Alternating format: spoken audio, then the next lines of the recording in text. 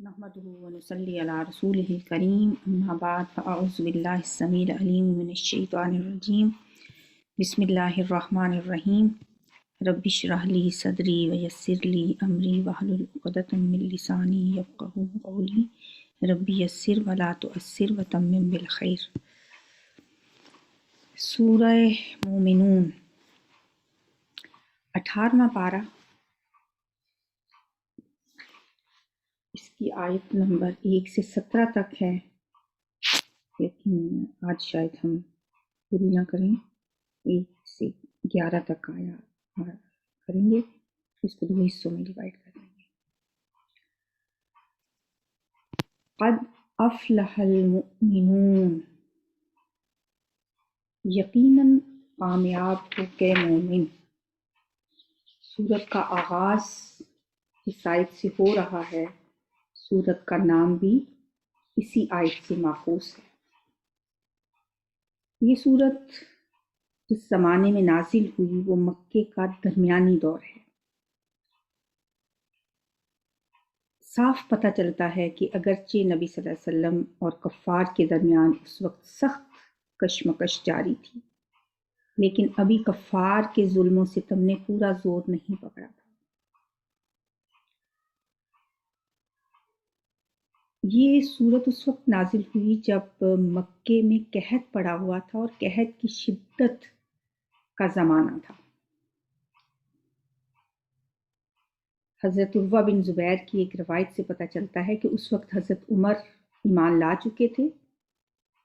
वो अब्दुर्रहमान बिन अब्दुल कारी के हवाले से हज़रत उमर का ये कौल भी नकल करते हैं। वो फरमाते हैं, यानी हज़रत उमर फरमाते हैं कि उनके सामने ये सूरत नाजिल हुई है और वो ख़ुद नज़ूल वही की कैफियत को नबी सल्लल्लाहु अलैहि वसल्लम पर तारी होते हुए देख रही थी। और जब हुज़ूर सल्लल्लाहु अलैहि वसल्लम इससे फारिग हुए, यानी वही से, तो आप सल्लल्लाहु अलैहि वसल्लम ने फरमाया कि मुझ पर इस वक्त 10 ऐसी आयतें नाजिल हुई हैं कि अगर कोई उनके मयार पर पूरा उतर जाए तो यकीनन जन्नत में जाएगा। फिर आपने इस सूरत की इब्तदाई आयत पढ़कर सुनाई। इस सूरत का मौजू है, जो मरकज़ी मज़मून है और पूरी सूरत जिसके गिर्द घूमती है, वो है इत्तबाए रसूल की दावत। आगाज़ कलाम इस तरह होता है कि जिन लोगों ने इस पैगंबर की बात मान ली है, उनके अंदर ये औसाफ पैदा हो रहे हैं और यकीनन ऐसे ही लोग दुनिया और आखिरत की फलाह के मुस्तहिक हैं। दुनिया और आखिरत की कामयाबी उनका मुकद्दर बनेगी। क़द अफ़लहल मुमिनून, यकीनन फलाह पा गए मोमिन, ईमान लाने वाले। ईमान वालों से मुराद वो लोग हैं जिन्होंने मोहम्मद सल्लल्लाहु अलैहि वसल्लम की दावत कबूल कर ली, आपको अपना हादी और रहबर मान लिया और उस तरीक़े ज़िंदगी की पैरवी पे राज़ी हो गए जिसे आपने पेश किया था। ये जो लफ्ज़ है ना अफ़लाह, ये फलाह के मानी में आता है, कामयाबी, खुशहाली। ये खुसरान की ज़िद है, ऑपोजिट है लफ्ज़ खुसरान का। खुसर आता है ना सूरह असर में, वल अस्र इन्नल इंसान लफ़ी खुस्र, बेशक असर की कसम, बेशक इंसान खसारे में है। यानी उस लफ्ज़ का ये ऑपोजिट है, नामुरादी, नाकामी, घाटा, खुसरान का मतलब होता है। क़द अफ़लह, यकीनन फलाह पाई। आगाज़ कलाम इन अल्फाज से करने की मानवियत उस वक्त तक समझ में नहीं आ सकती जब तक वो माहौल निगाह में न रहे जिससे ये आयात जिस माहौल में ये आयात नाजिल हो रही है। उस वक्त एक तरफ दावत इस्लामी की मुखालिफ जो थे, दावत इस्लामी के मक्का के सरदार थे जिनकी तजारतें बहुत चमक रही थी, उनके पास दौलत बेबहा थी, दुनियावी खुशहाली के सारे लवाज़िम मुयस्सर थे। और दूसरी तरफ दावत इस्लामी के जो मानने वाले थे, इनमें से अक्सर तो पहले ही गरीब और खस्ता हाल थे, और जो अच्छे खाते पीते लोग भी थे या अपने कारोबार में पहले कामयाब थे, उनको भी जब कौम की मुखालफत ने बदहाल कर दिया था। پوری قوم تو ان کے خلاف ہو گئی تھی۔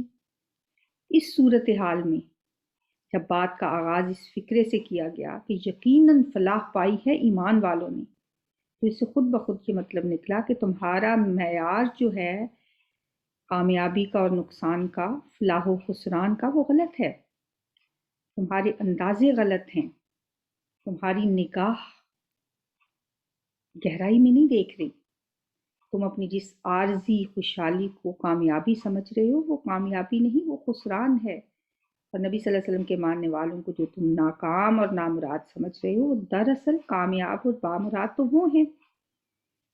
اس دعوت حق کو مان کر انہوں نے خسارے کا سودا نہیں کیا، بلکہ وہ چیز پائی ہے جو دنیا اور آخرت دونوں میں ان کو خوشحالی سے ہمکنار کرے، اور جو اسے رد کرنے والے ہیں انہوں نے خسارے کا سودا کیا ہے۔ اس کے برے نتائج سب دیکھیں گے، اس دنیا میں بھی اور دنیا سے گزر کر دوسری زندگی میں بھی۔ یہی اس صورت کا مرکزی مضمون بھی ہے، اور ساری صورت شروع سے آخر تک اسی بات کو ذہن نشین کرانے کے لیے یہ صورت نازل کی گئی ہے۔ اب اس میں فلاح کے لفظ پہ تھوڑی سی اور بحث کی ضرورت ہے۔ فا لام ہا اس کا روٹ ہے، اور اس کا مطلب کیا جاتا ہے کامیابی۔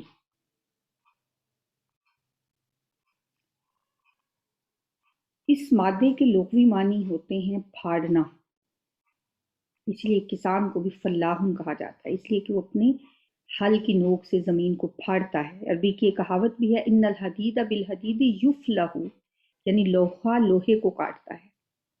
اس طرح فلاح کا مفہوم ہو گیا گویا فلق کے قریب تر، فلق، قل اعوذ برب الفلق، اور ان اللہ فالق الحب والنوا ایک جگہ پہ آتا ہے، یقیناً اللہ گھٹلیوں اور بیجوں کو پھاڑنے والا ہے۔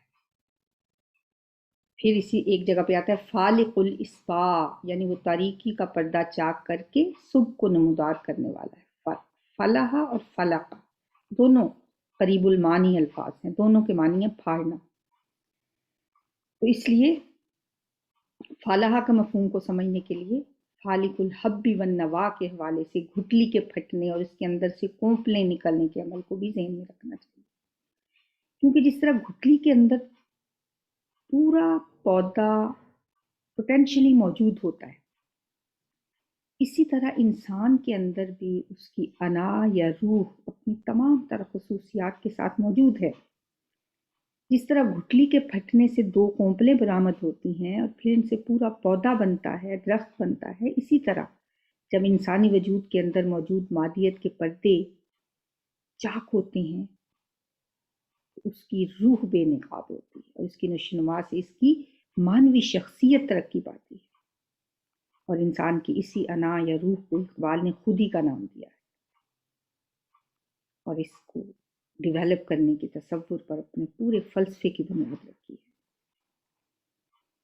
انسان بظاہر ایک مادی وجود کا نام ہے، اس میں ہڈیاں ہیں، گوشت ہے، اس کے اعضاء ہیں، لیکن اس مادی وجود کے اندر اس کی روح ہے، یہ اس کی اصل شخصیت ہے، اور یہی اس کی روح یا انا انسان کو حیوانوں سے ممتاز کرتی ہے۔ انسان کو اللہ نے حیوانوں کے مقابلے میں عقل و شعور کی دولت ہی نہیں دی، بلکہ اسے روح ربانی کی نورانیت بھی عطا کی ہے۔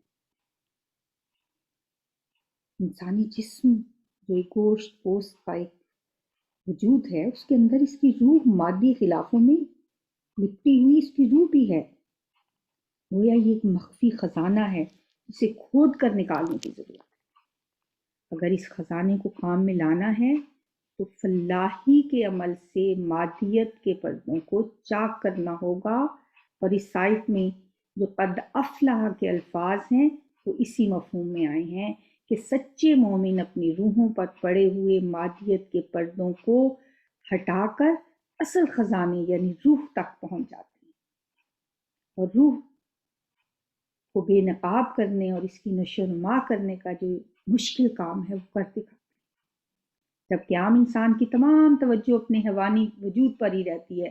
میرا رنگ کیسا ہے، اسے کیسے بہتر بنایا جائے، میرے بال ایسے ہیں ان کو کیسے ٹھیک کیا جائے، میرا قد بڑا ہو جائے، میرا جسم ٹھیک ہو جائے، بس۔ اور روح کی تو کوئی خبر ہی نہیں لیتا، نہ اس کی غذا کی، نہ اس کے نشو و نما کا کوئی اہتمام کرتا ہے۔ تو پھر نتیجہ کیا ہوتا ہے؟ جیسے انسان کی روح سسک سسک کے مر جاتی ہے، اور اس کے جسم کا مقبرہ، اور اس کا جسم جو ہے اس کی روح کا مقبرہ بن جاتا ہے۔ ایسے شخص کا شمار بظاہر تو زندہ انسانوں میں ہوتا ہے، لیکن حقیقت میں وہ مردہ ہوتا ہے۔ یہ علامہ اقبال کا شعر بھی ہے نا، دل مردہ دل نہیں ہے، اسے زندہ کر دوبارہ، اسے زندہ کرنے کی ضرورت ہے۔ ہر انسان کے پاس سب کچھ ہے، بس ایکسپلور کرنے کی ضرورت ہے۔ ایک ہندی کا شعر ہے کسی کا، جس کا مطلب ہے کہ ہر شخص کے پاس، ہر شخص کی گٹھڑی میں لال موجود ہیں، اس گٹھڑی کو کھول کر اس سے لال یا اس دولت کو دریافت کرنے، اسے کام میں لانے کا فن اسے آنا چاہیے۔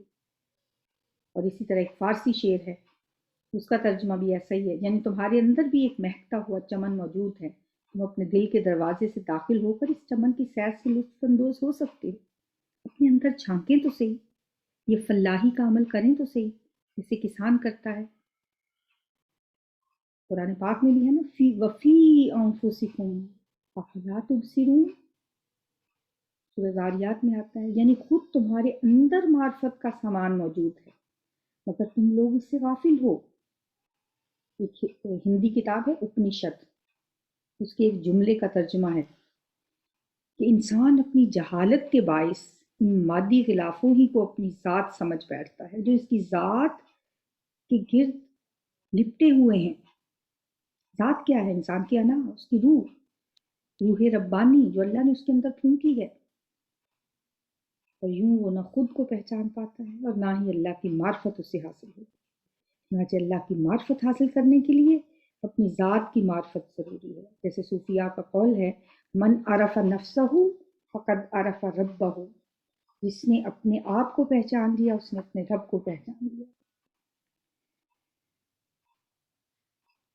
جیسے کہ سورہ حشر کی آیت 19 میں بھی ایک بہت خوبصورت بات کی گئی ہے، وَلَا تَكُونُوا كَالَّذِينَ نَسُوا اللَّهَ، ان لوگوں کی طرح نہ ہو جاؤ جنہوں نے اللہ کو بھلا دیا، فَأَنسَاهُمْ أَنفُسَهُمْ، تو اللہ نے بھی انہیں اپنے آپ سے غافل کر دیا۔ جنہوں نے اللہ کو بھلایا پھر اللہ نے انہیں اپنے آپ سے غافل کر دیا، اپنی روح سے غافل ہو گئے، اپنی ذات سے غافل ہو گئے، اپنے اندر جھانک کے ہی نہیں دیکھا۔ استغفر اللہ، اللہ نے ایسا نہ بنانا کہ ہم بس اس دنیا کی چکا چوند میں، اس ظاہریت کے ماحول میں اتنا کھو جائیں کہ ہم اپنے اندر جھانک کے ہی نہ دیکھیں، ہم اپنے رب تک رسائی ہی نہ حاصل کر سکیں۔ فَأَنسَاهُمُ اللَّهُ فَأَنسَاهُمْ أَنفُسَهُمْ، اللہ نے ان کا اپنا آپ ہی بھلا دے، ان لوگوں میں ہم شامل نہ کریں، اور ہم وہی لوگ بن چکے ہیں۔ اپنے اندر جھانک کے دیکھیں، اپنے آپ سے پوچھیں، سوال کریں، میری پریورٹیز کیا ہیں، میرا سینٹر آف لائف کیا ہے۔ بس یہ 40-50 سال کی زندگی، اس کی کامیابی، یہی میرا محور و مرکز ہے، یہی بس میں چاہتی ہوں۔ یا مرنے کے بعد کوئی اور ہوگا جسے وہ سب فیس کرنا پڑے گا؟ اصل زندگی تو وہ ہے جو اس دنیا میں آنکھ بند ہوتے ہی شروع ہونے والی ہے۔ یا قبر میں جاتے ہی انٹرویو کسی اور نے دینا ہے،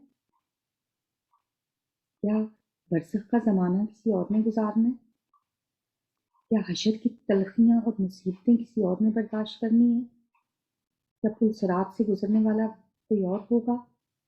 تو نہیں ہوں گی، مجھے وہ سب مشقتیں برداشت کرنی ہیں۔ وہ 50,000 سال کا دن میرے اوپر ہی گزرنا ہے، جو صرف ابھی حساب کتاب میں گزرے گا، پھر کہیں جا کے جنت و جہنم کا فیصلہ۔ اور لیکن جو لوگ یہ زندگی یہاں کی اللہ کی مرضی کے مطابق گزارتے ہیں ان کے لیے تو حدیث میں آتا ہے کہ وہ ایسے یہ ٹائم گزر جائے گا جیسے ایک فرض نماز کا وقت ہوتا ہے۔ اللہ سے دعا بھی کرتے رہنا چاہیے، اور صرف مقصد قرآن پڑھنا نہیں ہے، اس کو کھنگالنا، اس میں غور و فکر کرنا مقصود ہے۔ ہم نے دیکھا آپ کی بہت خوبصورت آیات ہیں، ان کی اہمیت بھی ہم نے دیکھ لی۔ اب ان آیات کو پڑھتے ہیں آگے۔ یقیناً فلاح پا گئے، قد جو ہے نا تاکید کے لیے، حسن یقیناً، افلح المؤمنون، فلاح پا گئے مومن، کامیاب ہو گئے مومن۔ اب یہاں سے آیت 9 تک ایمان والوں کی آگے خصوصیات بتائی گئی ہیں، صفات بتائی گئی ہیں، وہ گویا دلیلیں ہیں اس دعوے کی کہ انہوں نے ایمان لا کر در حقیقت فلاح پائی ہے۔ دوسرے لفظوں میں یوں کہا جا رہا ہے کہ ایسے لوگ آخر کیوں کر فلاح یاب نہ ہوں گے، کیوں کر ایسے کامیاب نہ ہوں گے جن کے اندر یہ خوبیاں ہوں۔ ان اوصاف کے لوگ ناکام و نامراد نہیں ہو سکتے، کامیابی انہیں نصیب کیوں نہیں ہوگی؟ اگر انہیں کامیابی نصیب نہیں ہوگی تو پھر کن کو ہوگی؟ جن کے اندر یہ خصوصیات پائی جا رہی ہیں۔ اب ہم نے اپنے اندر جھانکنا ہے کہ کیا یہ خصوصیات ہمارے اندر موجود ہیں، اور کوشش کریں کہ ان آیات کو یاد بھی کر لیں تاکہ ہر روز یاد رہیں، ہم نماز میں بھی پڑھ لیا کریں۔ اور یہ تو نبی صلی اللہ علیہ وسلم کا قول ہم نے پڑھ ہی لیا کہ جنہوں نے یہ اوصاف اپنے اندر پیدا کر لیے وہ جنت میں جائے گا۔ اور ان آیات کے اینڈ پہ بھی بتایا گیا ہے کہ وہ جنت میں جائیں گے نہیں بلکہ جنت کے وارث وہی ہیں۔ پہلی کوالٹی کیا ہے؟ الذین، وہ لوگ جو، ہم کہ وہ، الذین وہ جو، ہم کہ وہ، فی صلاتہم اپنی نماز میں، یہاں واحد آیا لفظ صلات جنس کے طور پہ، اپنی نماز فی میں، خاشعون خشوع کرنے والے ہیں۔ پہلی کوالٹی، پہلی خوبی، پہلی صفت خشوع۔ خشوع کے اصلی معنی ہے کسی کے آگے جھک جانا، دب جانا، عاجزی اور انکساری کا اظہار کرنا۔ اس کیفیت کا تعلق دل سے بھی ہے اور جسم کی ظاہری حالت سے۔ دل کا خشوع یہ ہے کہ آدمی کسی کی عظمت اور اس کے جلال سے مرعوب ہو جائے، اور جسم کا خشوع کیا ہے کہ جب وہ اس کے سامنے جائے تو سر جھک جائے، اعضاء ڈھیلے پڑ جائیں، نگاہ پست ہو جائے، آواز دب جائے، اور ہیبت کے سارے آثار اس پہ طاری ہو جائیں جو اس حالت میں فطرتاً طاری ہو جاتا ہے جب آدمی کسی زبردست ہستی کے حضور پیش ہوتا ہے۔ نماز میں خشوع سے مراد دل اور جسم کی یہی کیفیت، اور یہی نماز کی اصل روح ہے۔ اس میں آتا ہے کہ ایک مرتبہ ایک شخص نے نبی صلی اللہ علیہ وسلم نے ایک شخص کو دیکھا کہ نماز بھی پڑھ رہا ہے اور ساتھ ساتھ داڑھی کے بالوں سے بھی کھیل رہا ہے۔ اس پر آپ نے فرمایا اگر اس کے دل میں خشوع ہوتا تو اس کے جسم پہ بھی خشوع طاری ہوتا۔ اگرچہ خشوع کا تعلق دراصل دل سے ہے، اور دل کا خشوع جسم پر خود بخود طاری ہوتا ہے، لیکن شریعت میں نماز کے کچھ ایسے آداب بھی مقرر کر دیے گئے ہیں جو ایک طرف قلبی خشوع میں مددگار ہوتے ہیں اور دوسری طرف خشوع کی جو گھٹتی بڑھتی کیفیات ہیں فعل نماز کو کم از کم ظاہری حیثیت سے ایک معیار پر قائم رکھتے ہیں۔ ان آداب میں سے ایک یہ ہے کہ آدمی دائیں بائیں نہ دیکھے، اور ایسے مڑے بھی نہ، اور نہ سر اٹھا کر اوپر کی طرف دیکھے۔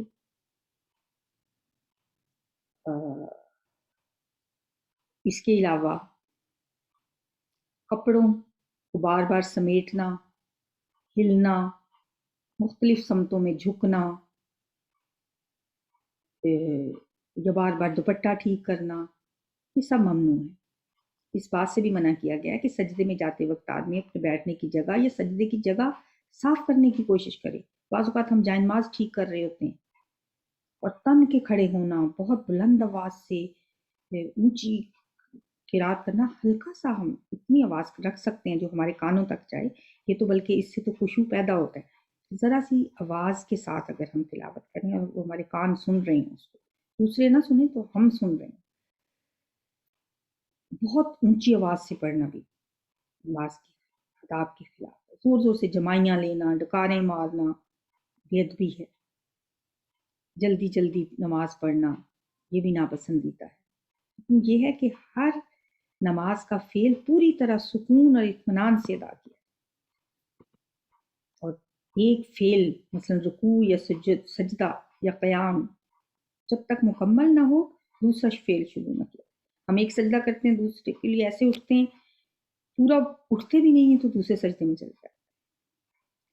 نماز میں اگر کوئی چیز اذیت دے رہی ہے تو اسے ایک ہاتھ سے دور کیا جا سکتا ہے، بار بار ہاتھوں کو حرکت دینا یا دونوں ہاتھوں کو استعمال کرنا منع ہے۔ ان ظاہری آداب کے ساتھ یہ چیز بھی بڑی اہم ہے کہ آدمی نماز میں جان بوجھ کر غیر متعلق باتیں سوچنے سے پرہیز کرے، بلا ارادہ کوئی خیال آ جائے، یہ تو نفس انسانی کی کمزوری ہے، لیکن پوری کوشش یہ ہونی چاہیے کہ نماز کے وقت اس کا دل اللہ کی طرف متوجہ رہے، اور جو کچھ وہ زبان سے کہہ رہا ہے وہ دل سے بھی کہہ رہا ہو، اور اگر کوئی خیال آتا ہے تو فوراً اس کو جھٹک دے، جب بھی اسے احساس ہو کہ میں تو کچھ اور سوچ رہا ہوں تو اسی وقت اسے اپنی توجہ ان سے ہٹا کر نماز کی طرف لے لیں۔ دوسری خوبی ہے والذینہ، اور وہ جو عن اللغوی، اس کو جو لوگ کہ وہ بھی کہہ سکتے ہیں اور وہ جو بھی کہہ سکتے ہیں، اور وہ جو ان ہوتا ہے سے، لغو، لغو سے معرضون، اعراض کرنے والے ہیں، اعراض کرنا ہوتا ہے منہ موڑنے والے ہیں، دور رہنے والے ہیں، اعراض کرنا اردو میں استعمال کرتے ہیں۔ لغو کیا ہے؟ اس میں امپورٹنٹ ورڈ ہے لغو، اسے کچھ لوگ لغو پڑھتے ہیں، وہ غلط ہوتا ہے، لغو، لغویات نہیں ہوتا، ہر اس بات اور کام کو لغو کہتے ہیں جو فضول ہو، لا یعنی اور لا حاصل ہو، جن باتوں یا کاموں کا کوئی فائدہ نہ ہو، جن سے کوئی مقصد یا مفید نتیجہ برآمد نہ ہو، جن کی کوئی حقیقی ضرورت نہ ہو، جن سے کوئی اچھا مقصد حاصل نہ ہو، سب لغویات۔ اب ان میننگ سے ہم دیکھ لیں کہ ہم سارا دن کیا کرتے ہیں، ہر وقت ہم موبائل لے کے کبھی انسٹاگرام، کبھی اب تو سنیپ چیٹ آ گیا، کبھی ہم کچھ کھولا ہوا ہے، کبھی لوگوں کی زندگیوں میں دخل اندازیاں، یہ ساری باتیں لغو نہیں ہیں کیا؟ گھنٹوں ہم اس پہ لگا دیتے ہیں، جب ہم کہیں قرآن پڑھنا ہے، یاد کرنا ہے، کوئی اپنا 1 گھنٹہ آدھا گھنٹہ قرآن فہمی کی کلاس لے لیا کریں تو اس وقت ہم کہتے ہیں ٹائم نہیں ہے، بہت مصروف زندگی ہے۔ ایک دن، صرف ایک دن اپنا جائزہ لیں اور نوٹ کر لیں کہ موبائل پکڑ کے وانڈرنگ ادھر ادھر گھومنا، کبھی ادھر کبھی کھلا، اس پہ 10 منٹ لگا دیے، ادھر کھولا اس کو، بس جسٹ چیکنگ، میں نے اسٹیٹس لگایا کتنے لوگوں نے دیکھا، مقصد بات ہے یہ۔ اب جو کچھ جو الفاظ ابھی میں نے آپ کو بولے ہیں، لا یعنی، لا حاصل، بے مقصد، بے فائدہ، جس سے کوئی مفید نتیجہ نہ نکلتا ہو، جس سے کوئی اچھا مقصد حاصل نہ ہوتا ہو، اب اس سے دیکھ لیں کہ اس سے یہ چیزیں مل رہی ہیں، اس ٹائم کو نوٹ کرتے جائیں، رات سونے تک آپ دیکھیں گے کہ آدھا دن ہم نے اس بات کو لگا دیا، یہیں بیٹھے رہنا ہے، یہ زندگی تو چند روزہ ہے، یہ گزر جائے گی۔ اب سوچیں اب تک جو میں نے پچھلے مہینے میں جتنا ٹائم ضائع کیا، اس میں کوئی بامقصد کام اگر کر لیا ہوتا تو میری یہ زندگی بھی اللہ پرسکون بناتا، آخرت بھی میری پرسکون ہو جاتی۔ چلیں اس وقت وقتی لذت کے لیے میں نے جو ٹائم ویسٹ کر لیا، اب اس کا مجھے فائدہ اس وقت کچھ ہے، بس ان لغویات سے بچنے کی ضرورت ہے۔ آیت مورزون کا مطلب، پورا مطلب یہ ہے کہ وہ لغویات کی طرف توجہ ہی نہیں کرتے، ان کی طرف رخ نہیں کرتے، ان میں کوئی دلچسپی نہیں لیتے، جہاں ایسی باتیں ہو رہی ہوں یا ایسے کام ہو رہے ہوں وہاں جانے سے پرہیز کرتے ہیں، بلا مقصد ہمیں موبائل اٹھانا نہیں چاہیے، اپنے اوپر جبر کریں، اپنے نفس کو کنٹرول کریں، یہی جہاد اکبر ہے۔ کوئی دلچسپی نہیں لیتے ایسی چیزوں میں جہاں ایسی باتیں ہو رہی ہیں یا ایسے کام ہو رہے ہیں، وہاں جانے سے خود ہی پرہیز کرتے ہیں، اور اگر کہیں ان سے حساب کا پیش آ جائے تو ٹل جاتے ہیں، کترا کے نکل جاتے ہیں۔ اب دیکھیں، ہم جب بعض اوقات ہم مفید مقصد کے لیے بھی موبائل یوز کر رہے ہوتے ہیں، لیکن بے مقصد چیزیں خود بخود آپ کے سامنے آتی ہیں، کترا کے نکل جائیں۔ اور میں نے ایک یہ طریقہ اس سے اختیار کیا، دیکھیں لکھا ہوا تو اوپر ہوتا ہے، ہم اس کی ہیڈنگ پڑھنے لگ جاتے ہیں، اس کی ہیڈنگ نہ پڑھیں، اس سے بڑا فائدہ ہوتا ہے۔ یہ میرا آزمودہ نسخہ ہے، میں ایسے ہی بچتی ہوں کہ وہ جو لائن لکھی ہوتی ہے نا کہ یہ، اور وہ تو وہ اتنی انہوں نے ایسی بنائی ہوتی ہے کہ آپ کہتے ہیں کہ ہاں یہ کیا ہے، اس کو تو دیکھنا چاہیے، اس کو کبھی پڑھیں نہ، بس ایسے ایک آپ کو کلرفل سی پکچر اور ایک لائن نظر آئی، جلدی سے اس سے گزر جائیں۔ اور یہی اللہ کا حکم ہے، اسی بات کو اللہ نے قرآن میں فرمایا وَإِذَا مَرُّوا بِاللَّغْوِ مَرُّوا كِرَامًا، سورہ فرقان کی آیت 72 میں، یعنی جب کسی ایسی جگہ سے ان کا گزر ہوتا ہے جہاں لغو باتیں ہو رہی ہیں یا لغو کام ہو رہے ہیں، وہ وہاں سے مہذب طریقے سے گزر جاتے ہیں، بس اس میں انوالو نہیں ہوتے، اس کو دیکھتے ہی نہیں۔ وہ جو قرآن ہمیں ہماری نیچر کے مطابق ہی ہم سے بات کرتا ہے، اللہ نے بنایا نا ہمیں، اسے پتہ ہے میرا بندہ کیسا ہے، کہتے ہیں قریب ہی نہ جاؤ، ایسی چیزوں کے قریب ہی نہ جاؤ۔ یہ قریب جانا ہی ہے کہ آپ اس کو پہلے تو ہیڈنگ پڑھتے ہیں، اوپر کیا لکھا ہے، تصویر دیکھتے ہیں، اور بعض اوقات آپ کو بڑی مایوسی بھی ہوتی ہوگی کہ اس کو کھولتے ہیں تو اندر کچھ اور ہی ہوتا ہے۔ یہ ٹائم جو ہم ضائع کرتے ہیں، جو ضائع کروانے والے ہیں وہ تو بھگتیں گے خود، جو کر رہے ہیں وہ بے وقوف ہے، اللہ نے ان کو عقل نہیں دی۔ اس مختصر سی آیت میں جو بات بیان کی گئی ہے نا، دراصل مومن کی یہ بہت اہم صفات میں سے ہے۔ مومن وہ شخص ہوتا ہے جسے ہر وقت اپنی ذمہ داری کا احساس رہتا ہے، وہ سمجھتا ہے کہ یہ دنیا امتحان گاہ ہے، اور جس چیز کو ہم زندگی، عمر، وقت کے مختلف ناموں سے یاد کرتے ہیں نا، یہ زندگی ہے ہماری، یہ در حقیقت ایک نپی تلی مدت ہے جو اسے امتحان کے لیے دی گئی ہے۔ ہم یہاں کیوں آئے ہیں؟ اللہ فرماتے ہیں کہ ہم لنبلوہم ایہم احسن عملا، یا شاید لنبلوکم ایکم احسن عملا، مطلب ایک ہی ہے کہ ہم آزما کے دیکھیں کہ تم میں عمل کے لحاظ سے اچھا کون ہے۔ یہ احساس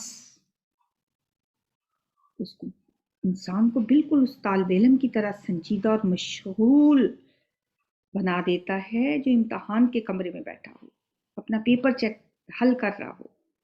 جس طرح اس طالب علم کو یہ احساس ہوتا ہے کہ امتحان کے یہ چند گھنٹے اس کی آئندہ زندگی کے لیے فیصلہ کن ہے، اور اس احساس کی وجہ سے وہ ان گھنٹوں کا ایک ایک لمحہ اپنے پرچے کو صحیح طریقے سے حل کرنے میں صرف کرتا ہے، کو کوئی سیکنڈ ضائع کرنے کے لیے آمادہ نہیں ہوتا۔ ایسا کبھی ہوا کہ آپ پیپر دے رہے ہوں تو آپ کہیں چلے ابھی تو 3 گھنٹے کا پیپر ہے، میں بیٹھ کے ذرا تھوڑا سا ریلیکس کر لوں، ٹیک لگا کے آنکھیں بند کر کے تھوڑی سی نیند لے لوں؟ ایسا تو نہیں ہوتا، لیکن تو تھوڑی دیر کچھ کھا لوں، یا تھوڑے سے چلے میں موبائل چیک کر لوں، چلے پھر موبائل کی اجازت نہیں ہے بیٹھ کے کارٹون بناتے ہوئے دیکھا کبھی کسی کو ایسا؟ ایک ایک لمحہ اس کا وہ استعمال کرتا ہے، اس کا کوئی ایک سیکنڈ بھی فضول ضائع کرنے کے لیے وہ آمادہ نہیں ہوتا۔ اسی طرح مومن بھی دنیا کی زندگی کو انہی کاموں میں صرف کرتا ہے جو انجام کے لحاظ سے مفید ہوں۔ وہ تو تفریحات سے بھی انہی تفریحات کا انتخاب کرتا ہے جو صرف ضیاع وقت نہ ہو۔ اس کے علاوہ مومن ایک سلیم الطبع، پاکیزہ مزاج، خوش ذوق انسان ہوتا ہے۔ وہ بےہودگیوں سے اس کی طبیعت ویسے ہی اس کی طبیعت پہ بوجھ ہوتی ہیں بےہودہ باتیں، اسے کوئی لگاؤ نہیں ہوتا، وہ مفید باتیں کرتا ہے، فضول گپے نہیں لگاتا، وہ مزاح اور لطیف مذاق کی حد تک جاتا ہے، فضول ٹھٹھے بازیاں، گندا مذاق، مسخرہ پن، یہ سب لفظیات میں آتی ہیں۔ اس لیے اپنے آپ کو بدلنے کی ضرورت ہے۔ غیبتوں سے، تہمتوں سے، جھوٹی باتوں سے، گندے گانوں سے، فحش گفتگو سے محفوظ ہونے کی کوشش کریں۔ اور پھر ایسے ہی لوگوں کو اللہ جنت کی امید دلاتا ہے۔ اس کی نعمتوں میں سے ایک نعمت یہ بھی بیان کرتا ہے کہ جنت میں لا تسمعوا فیہا لاغیا، کہ وہ اس جنت میں کوئی لغو بات نہیں سنیں گے۔ اللہ تعالیٰ ہمیں ایسا ہی مومن بنائے جو ہم عن اللغو معرضون، جو لغویات سے منہ موڑنے والے ہیں۔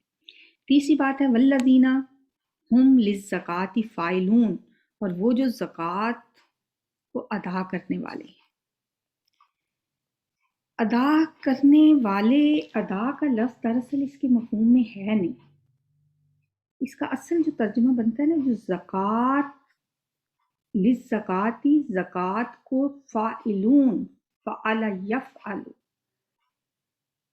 سے اسم الفاعل ہے۔ یہ زکوٰۃ کے طریقے پر عامل ہوتے ہیں، عمل کرنے والے ہوتے ہیں زکوٰۃ کے طریقے پر۔ زکوٰۃ دینے، ادا کرنے اور زکوٰۃ کے طریقے پر عامل ہونے میں معنی کے اعتبار سے فرق ہے۔ دونوں معنی اس کے ہم دونوں کو ہم ایک مطلب نہیں دے سکتے۔ کوئی بات تو ہے جس کی وجہ سے یہاں مومنین کی صفات میں یہ نہیں اللہ نے کہا یؤتون الزکوٰۃ، جگہ جگہ کا یہی فرمایا نا اقیم الصلاۃ و آتوا الزکوٰۃ، نماز قائم کرو اور زکوٰۃ ادا کرو۔ یہاں پہ ادا کرنے کا لفظ کیا ہے؟ یؤتون الزکوٰۃ کا لفظ چھوڑ کے یہاں للزکوٰۃ فاعلون کا جو انداز اختیار کیا گیا ہے، وہ ظاہر ہے اس میں فرق ہے، اس فرق کو سمجھنا ضروری ہے۔ عربی میں زکوٰۃ کا مفہوم دو معنوں سے میں آتا ہے نا، ایک ہوتا ہے پاکیزگی، پیوریفائی کرنا، دوسرا ہوتا ہے نشو و نما، کسی چیز کو ترقی دینا، اور اس کے اصل جوہر کو پروان چڑھانا۔ یہ دونوں باتیں مل کے زکوٰۃ کا تصور بناتی ہیں۔ تو اسلامی اصطلاح میں دونوں معنوں پر اس کا اطلاق ہوتا ہے۔ ایک وہ مال جو مقصد تزکیہ کے لیے ہم نکالتے ہیں، 2.5% ہر سال دیتے ہیں۔ دوسرا بجائے خود تزکیہ کا جو فعل ہے نا، وہ بھی زکوٰۃ ہے۔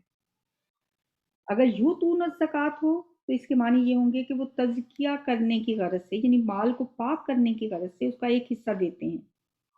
اس طرح بات صرف مال تک محدود ہو جاتی ہے۔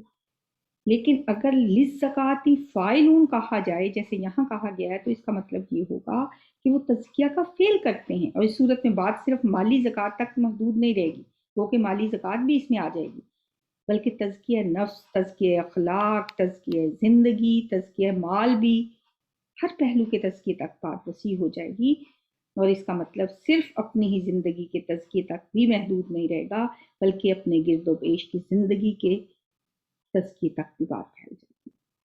لہٰذا دوسرے لفظوں میں اس آیت کا ترجمہ ایسے ہوگا کہ وہ تزکیے کا کام کرنے والے لوگ ہیں، یعنی اپنے آپ کو بھی پاک کرتے ہیں، دوسروں کو پاک کرنے کی خدمت بھی انجام دیتے ہیں، اپنے اندر بھی انسانیت کے جوہر کو نشو و نما دیتے ہیں، اور باہر کی زندگی میں بھی اس کی ترقی کے لیے کوشش کرتے ہیں۔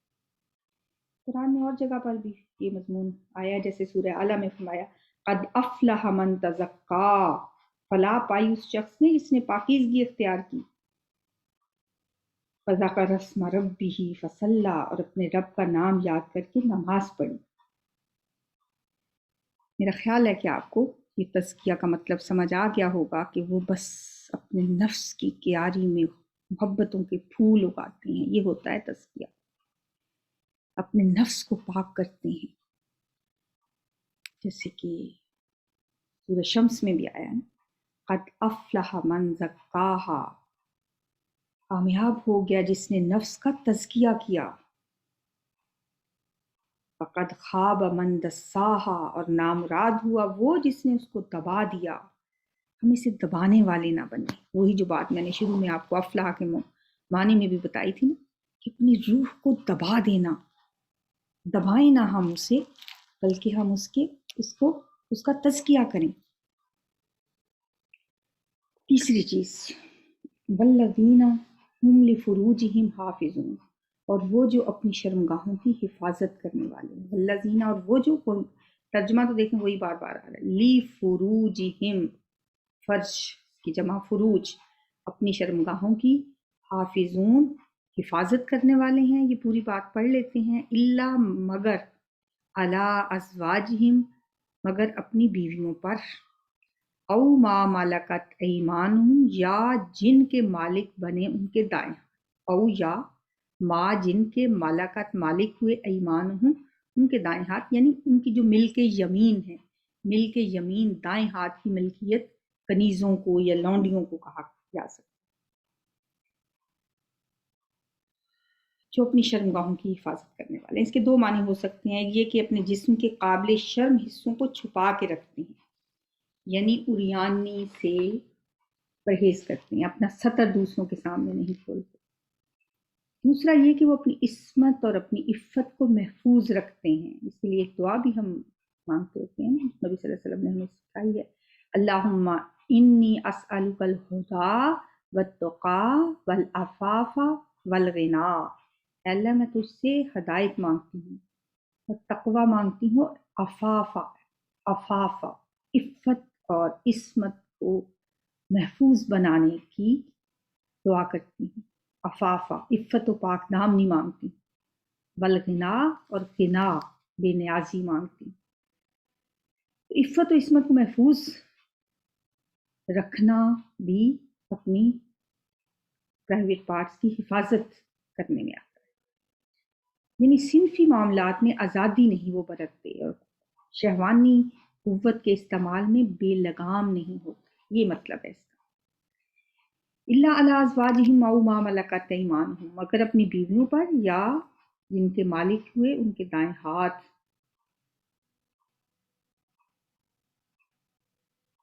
ما ملکت ایمانہم ان کے دائیں ہاتھ کن کے مالک ہوں گے؟ جو ان کی ملک یمین ہوگی، جو ان کی لونڈی ہوگی. فإنہم تو بلا شبہ وہ غیر ملومین وہ ملامت کیے گئے نہیں ہیں، یعنی ان پہ کوئی ملامت نہیں. اب یہ جو بات ہے، یہ جو آیت ہے اس غلط فہمی کو دور کرنے کے لیے ہے جس میں ہے کہ وہ اپنی شرمگاہوں کی حفاظت کرتے ہیں، کہ کہیں اس لفظ سے کوئی غلط فہمی پیدا ہو جاتی ہے. بعض لوگوں دنیا میں پہلے بھی یہ سمجھا جاتا رہا ہے اور آج بھی بہت سے لوگ اس غلط فہمی میں مبتلا ہیں کہ شہوانی قوت بجائے خود ایک بری چیز ہے اور اس کے تقاضے پورے کرنا جائز طریقے سے کیوں نہ ہو نیک اور اللہ والے لوگوں کے لیے مناسب نہیں. اس غلط فہمی کو تقویت پہنچتی ہے اگر صرف اتنا ہی کہہ کے بات ختم کر دی جاتی کہ فلاح پانے والے جو ہیں وہ تو اپنی شرمگاہوں کو محفوظ رکھتے ہیں، کیونکہ اس کا مطلب یہ لیا جا سکتا تھا کہ وہ بس راہبانہ زندگی گزارتے ہیں، سنیاسی قسم کے لوگ ہوتے ہیں، شادی کے جھگڑوں میں نہیں پڑتے. اس لیے یہ آیت بڑھا کر حقیقت واضح کر دی گئی کہ جائز مقام پر اپنی خواہش نفس پوری کرنا کوئی قابل ملامت چیز نہیں ہے. البتہ گناہ یہ ہے کہ آدمی شہوت رانی کے لیے اس معروف اور جائز صورت سے تجاوز کرے. وہ جائز صورت کیا ہے؟ ظاہر ہے شادی کرے اور یا ما ملکت ایمان. عربی زبان کے محاورے اور قرآن کے استعمال سے پتہ چلتا ہے کہ اس کا اطلاق لونڈی پر ہوتا ہے، یعنی وہ عورت جو آدمی کی ملک میں ہے.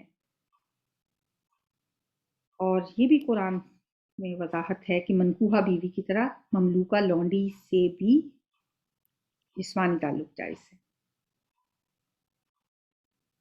لیکن اب اس دور میں چونکہ حقیقی لونڈی کا اب وجود موجود نہیں ہے، جب کبھی دوبارہ یہ ضرورت محسوس ہوئی تو پھر یہ اسی طرح سے جائز ہوگا جس طرح سے بیوی جائز ہے.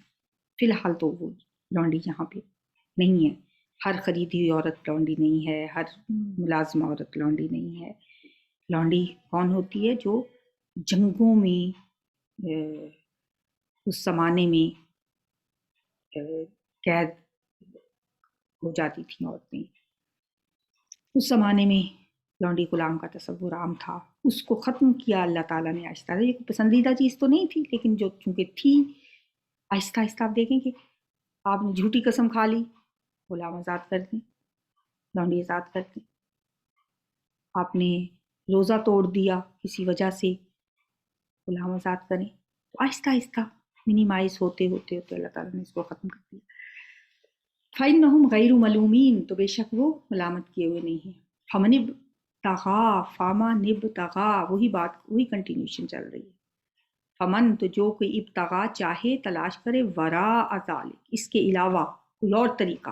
अब इसमें बहुत सारी चीज़ें आ गई, कोई और तरीके में बहुत सारी चीज़ें आ गई। फउलाइका हुमुल आदून, तो यही लोग हैं कि वो आदून, हद से तजावज़ करने वाले। उद्वान इस्तेमाल होता है उर्दू में, ज़्यादती, हद से तजावज़ करना। समुंदर जब अपनी हदों से बाहर आता है वो भी ताअद्दी होती है, हद से तजावुज़। जुल्म, ज़्यादती को भी ताअद्दी, जुल्म ताअद्दी कहा जाता है। फउलाइका हुमुल आदून, तो यही लोग हैं जो हद से ज़्यादा बढ़ने वाले हैं, जो ज़्यादती करने वाले हैं। इस फिक्र से जो दो जायज़ सूरतों के अलावा ख्वाहिश नफ्स पूरी करने की तमाम जो दूसरी सूरतें हैं उनको हराम कर दिया। हाँ वो ज़ना हो, कौम लूत का अमल हो या कुछ और हो, कुछ भी हो, हर तरह का तरीका हराम करार दे दिया गया। फमन इब्तगा वराअ ज़ालिक में फउलाइका हुमुल आदून, तो यही लोग हैं हद से बढ़ने वाले। अगली बात, वल्लज़ीना, और वो जो ली अमानातिहिम, अमानत की जमा अमानात, ली अमानातिहिम, अपनी अमानतों का, व अहदिहिम, और अपने वादों का, अहदों का, राऊन, लिहाज रखने वाले हैं, उनकी रियायत करने वाले हैं। अमानात का लफ्ज़ बहुत जामे है, उन तमाम अमानतों के लिए ये आता है जो अल्लाह ने या माशरे ने या अफराद ने किसी शख्स के सुपुर्द की। और अहद व पैमान में वो सारे मुआहदे दाखिल हैं जो इंसान और अल्लाह के दरमियान हैं, या इंसान और इंसान के दरमियान हैं, या कौम और कौम के दरमियान। मोमिन की ये सिफ्त है, वो कभी अमानत में ख़यानत नहीं करता, कभी अपने कौल व करार से नहीं फिरता। नबी सल्लल्लाहु अलैहि वसल्लम अक्सर अपने खुतबे में फरमाया करते थे, ला ईमान लिमन ला अमानत लहू वला दीन लिमन ला अहद लहू। ये हदीस मैट्रिक के सिलेबस में भी शामिल है। जो अमानत की सिफ्त नहीं रखता वो ईमान नहीं रखता, और जो अहद का पास नहीं करता वो दीन नहीं रखता। बुखारी मुस्लिम की एक मुत्तफिक हदीस है, नबी सल्लल्लाहु अलैहि वसल्लम ने फरमाया, चार खसलतें ऐसी हैं कि जिसमें वो चारों पाई जाएं वो खालिस मुनाफिक है, और जिसमें कोई एक पाई जाए इसके अंदर निफाक की एक खसलत है, जब तक कि वो उसे छोड़ ना दे। जब अमानत उसके सुपुर्द की जाए तो खयानत करे, जब बात करे तो झूठ बोले, जब वादा करे तो वादा खिलाफी करे। बाज़ हदीसों में ये तीन ही आती हैं और एक बाज़ में ये भी है। और जब किसी से झगड़ा करे तो अखलाक और दयानत की सारी हदों को फलांग जाए। ये सारी खसूसियात थीं जो एक मोमिन के अंदर पाई जाती हैं। वल्लज़ीना, और वो लोग, उनके वो, आखिरी बात, ये मैंने इसको इसलिए एक अलग से नंबर नहीं दे रही, वैसे देना तो चाहिए क्योंकि अलग से आयत में आया है, लेकिन बात वही है जो शुरू में की गई थी, थोड़े से फ़र्क के साथ। अला सलावातिहिम, अपनी नमाजों पर, यहाँ सलात की बजाय सलावात जमा का सीगा है। युहाफिजून, हिफाजत करने वाले। और खुशू के जिक्र में नमाज फरमाया था, यहाँ नमाजों, दोनों में फ़र्क यह है कि वहाँ जिनसे नमाज मुराद थी और यहाँ एक एक वक्त की नमाज फ़र्दन फ़र्दन मुराद। नमाजों की हिफाजत का मतलब ये है कि वो औकात नमाज, आदाब नमाज, अरकान और अज्ज़ाए नमाज, ग़र्ज़ नमाज से ताल्लुक़ रखने वाली हर चीज़ की हिफाजत करते हैं। जिस्म और कपड़े पाक रखते हैं, वज़ू ठीक तरीके से करते हैं, इस बात का ख्याल रखते हैं कि कभी बेवज़ू नमाज ना पढ़ जाएं, सही वक्त पर नमाज की फ़िक्र करते हैं, वक्त गुजार कर नहीं पढ़ते, बैठे रहते हैं सोचते रहें अभी तो बड़ा वक्त है, ये नहीं करते। हिफाजत करते हैं नमाज के वक्त की भी, नमाज के अरकान पूरी तरह सुकून और इत्मीनान के साथ अदा करते हैं, उसको एक बोझ की तरह उतार कर भागने की नहीं करते।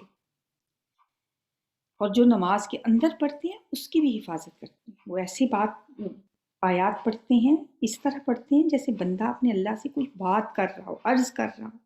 हदीस में आता है मोमिन नमाज में अपने बंदे अल्लाह रब से चुपके चुपके बातें करता है। اور رٹی ہوئی عبادت کی طرح نہیں پڑ جاتے، بلکہ اللہ سے ہم کلام ہوتے ہیں، ان لفظوں کی بھی حفاظت کرتے ہیں جو وہ منہ سے نکال رہے ہیں، وقت کی بھی حفاظت کرتے ہیں۔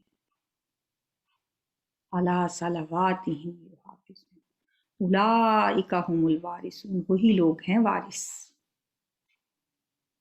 الذین یرثون الفردوس، جو وارث ہوں گے فردوس کے۔ سبحان اللہ، یرثون، وارثہ یرث ہوتا ہے وارث ہونا، یہ نہیں کہ آپ چلے جاتے ہیں بس۔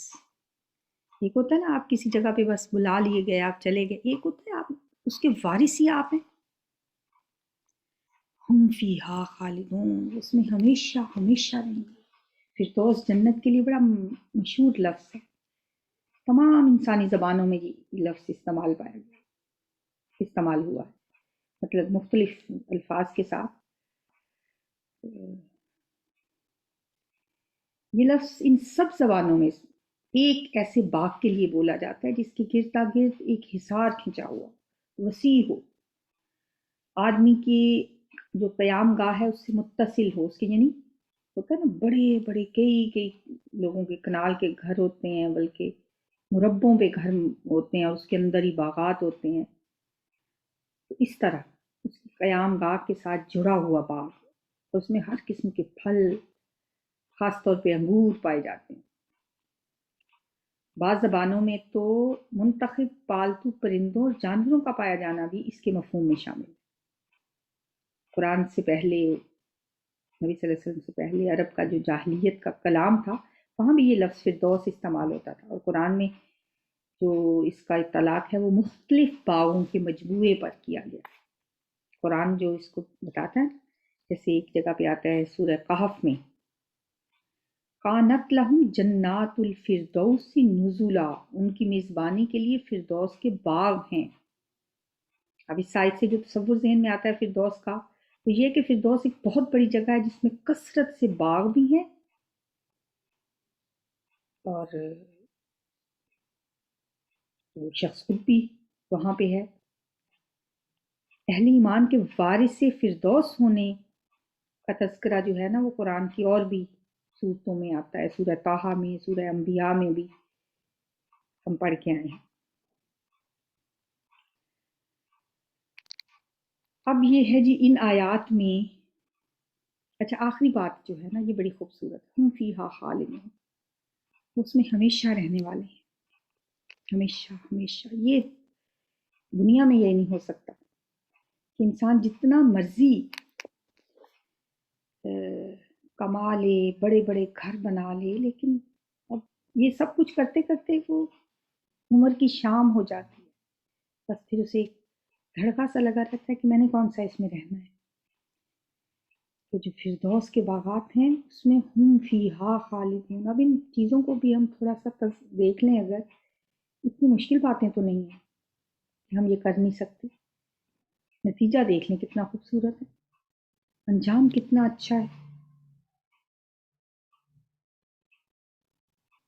کیا چیزیں ہیں؟ پہلی بات کیا ہے جی، دوبارہ پیچھے جا کے دیکھ لیتے ہیں، نمازوں میں خشوع پیدا کرنا، یہ تو ہم آج سے شروع کر سکتے ہیں۔ لغویات سے بچنا، یہ تو ابھی بیٹھے بیٹھے ہم اس پہ عمل سٹارٹ کر سکتے ہیں، لغو بات کوئی نہ کریں۔ والذین هم للزکوٰۃ فاعلون، تیسری چیز یہ تو ایک پروسیس ہے، یہ ہم بس اپنی ذات سے ہی شروع کریں گے، ذات پہ ختم کریں گے، محنت مانگتا ہے، توجہ طلب ہے، زندگی بدلنے کی ضرورت ہے، تزکیہ نفس کا تزکیہ کرنا ہے، اپنی شرمگاہوں کی حفاظت کرنی ہے، ذاتی نوعیت کا کام ہے۔ پانچویں چیز امانتوں کا پاس، چھٹی چیز وعدوں کا پاس، ساتویں چیز پھر وہی جو نمبر 1 تھی، نمازوں کی حفاظت۔ کچھ بھی مشکل نہیں ہے، نتیجہ کیا ہے؟ اولئک هم الوارثون، یہ لوگ وارث بنیں گے، فیہا خالدون، وہ اس میں ہمیشہ رہیں گے۔